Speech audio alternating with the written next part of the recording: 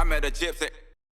You might have some of the best photos of Jimmy of all time. You guys worked really well together. I think so, honestly. That's another. He was another like huge catalyst of my whole career and like, Really? where I'm at now. 100%, yeah. Because for whatever reason, he and I like, I don't know what it is. He just, and I think he He just didn't enjoyed, like many people. He didn't, no, and he had that reputation. Yeah. But like for some reason, he and I just hit it off, and like he was just cool. I think it's because I'm super low profile. I try not to make a big scene or be a big. I'm just kind of fly on the wall kind of guy, and it just worked. But he just like, I mean, he just was so good to me and brought me in on so many cool projects and like really.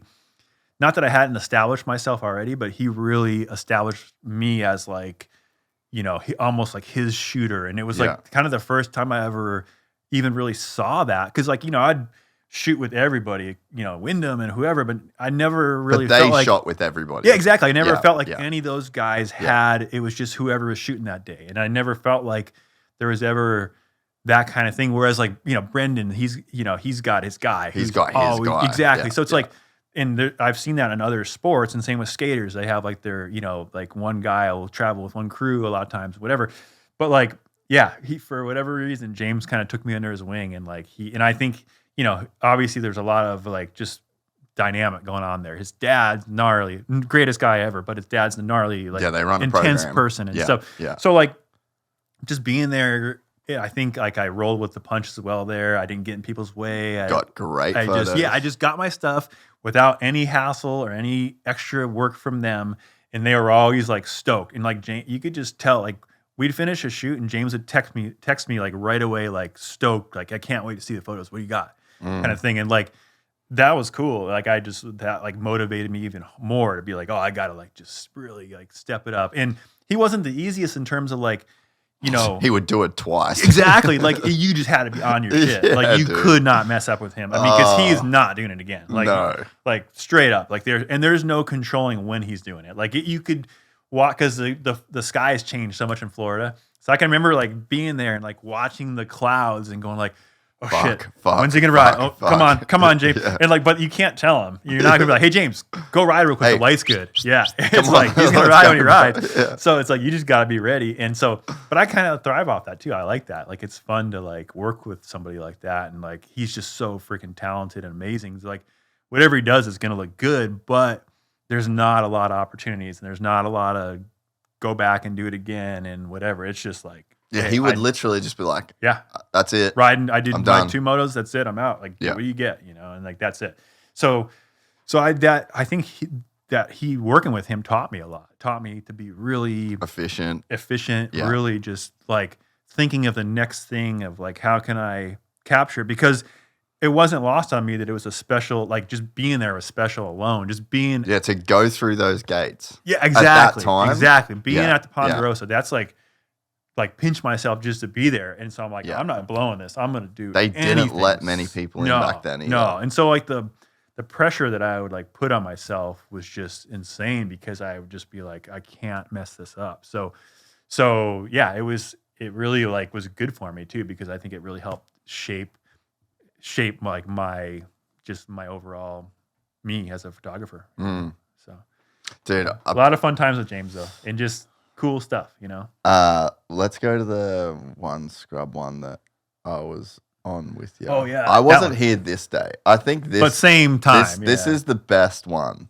Yeah, I think that's the best one. Yeah, I think that's my favorite shot. And this literally, so this is a great example. Okay, so I watched that cloud bank come, and I'm like, oh my God, I really want those clouds in my photo. I really want them. But I was, again, the clouds move so fast in Florida, and I was watching them come over, and I'm like, we literally have another like minute until those clouds are going to go over, and it's going to be overcast the rest It's going of to the be day. all Yeah, clouds. everything gray. Yeah. So I'm like, just like in my head, just like, please, like get out here, like go, like just trying to rush things along as much as I can, and like realizing. And so all my lights are all set up, everything's good, and he comes out and just does his James thing and just freaking crushes it. And it was just like, again, like the minute it happened, I was just like, it's like there's no better feeling in the world to me than being there in that moment and knowing that you're just like getting this insane stuff of like this vision you had in your head for so long, because I like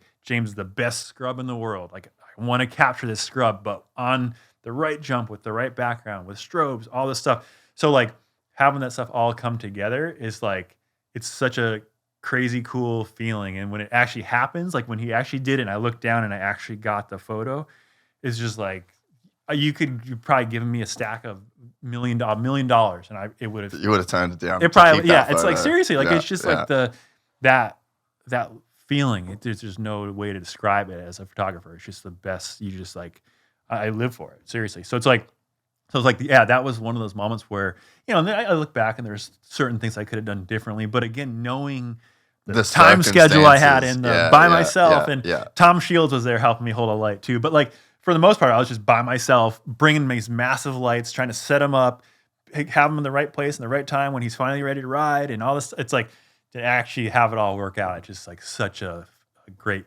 cool feeling, And so it's like, yeah, I look back and like just what he's able to do. I mean, like the fact that he like that jump right there, he was that literally, was a 4th gear jump. Yeah, and he was telling us how he would literally like he's crashed before because he'd scrub so hard his brake lever would hit the ground. Yep. Which is just insane. And it's like, yeah, it's just that was the thing that blew me away. So we'll go to the shoot that I was there, but yeah, he's like literally in 4th gear doing that. It's not like a he's like like that is insane, crazy, insane. Dude, I'm not gonna lie, bro. I will go to the one because I was on the one where we did the video of it. Right at the top. Is it the top?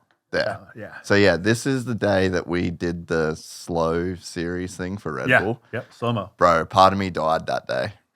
What do you mean? Because I just got the shot. Oh yeah. I was It's like it doesn't get any better than this. Literally, like I remember we looked down at it and there was one that was just so fucking good, and I was like, I don't think I can do anything better like in moto. Like I'm probably never topping. Kind of right. And I didn't. I literally quit. True, yeah. I was like, I'm out. I mean, that was like, that was literally like the peak moment of his riding of cameras, like having that crazy slow mo. I mean, that's insane. It just all kind of came together to be a really special moment, and that's like, again, that's the stuff I live for. Is like these moments happening like that, where it's just everything comes together, and you don't know when it's going to happen. Always, we could have gone that whole day and not gotten shit, which has happened before. So it's like, I mean, it's like you don't know, but when it all does come together, it's just such a special, cool feeling, and it's just like it's what we live for. He was a beast to work with too. Like it's one of those like you want to talk about aura. Yeah. Fuck, 100%. he had the craziest aura, dude. 100%. And it was so weird because, like, remember we went golfing that day? Yeah. And he, like, I don't know if I've told this story, but, like, we're on this exact shoot and we go to James's house and he's like, all right, come in a day early. We'll play some golf. We'll cruise. And he's living at Arnold Palmer's course, which is like one of the best courses. It's the only time I've played golf to this day. I've like with James at Arnold Palmer's course. I was like, drop the mic. I'm out. Well, and I was super into golf at the time too. You were, so for me, I was like, this is the dopest shit. Yeah. He bought us all golf shirts. Yep.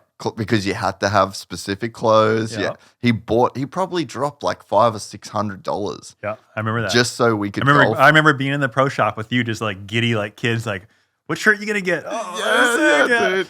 But looking back, I do like really do think, and I could feel it that day. I feel like a lot of that was the energy you brought, because I was always really cool with James. I mean, but I was always like a little bit like not scared, but like intimidated by his greatness. You know what I'm saying? Seriously, like a little bit like, this guy's the man. Like I'm almost like scared to be too much of myself. I'm just kind of like, just lucky to be there.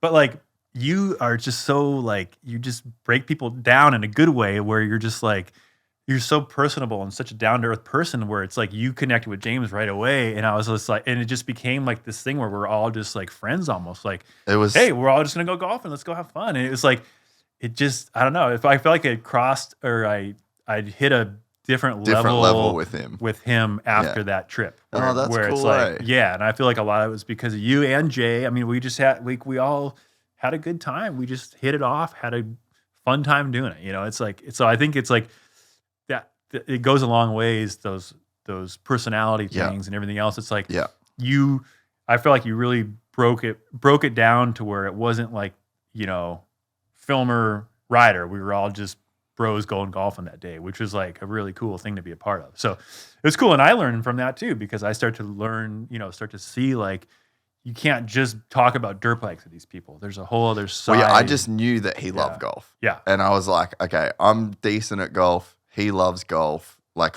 before this big shoot, because that was a big project, you know, with like shooting all that stuff. Oh, yeah. And, you know, I was just like, it would be really cool. As a golfer, I'm like, I just know if I go play golf with cool people, like that's going to make my day better, you know? Oh, for sure. So, but it was, he was so like gnarly to work with, but then he was such a good person away from it. And he had like a weird reputation with a lot of people that were like, oh, he's hard to work with and he's this and he's that. And I don't know, maybe if it was the way that I approached him or whatever, but like, dude, he was the nicest dude and he would be a hard ass to work with. And like, even this day, he was like, nah, I'm done. Yeah. He probably did it like 6 or 7 times max. Probably, yeah. The whole day. Yeah. Then we did like the walk-in voiceover shit with him. Yeah. And then like, that's it. Yeah. But like, he was fucking gnarly while he was there.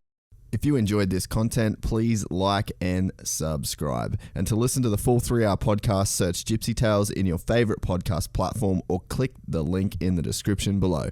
Gypsy Gang.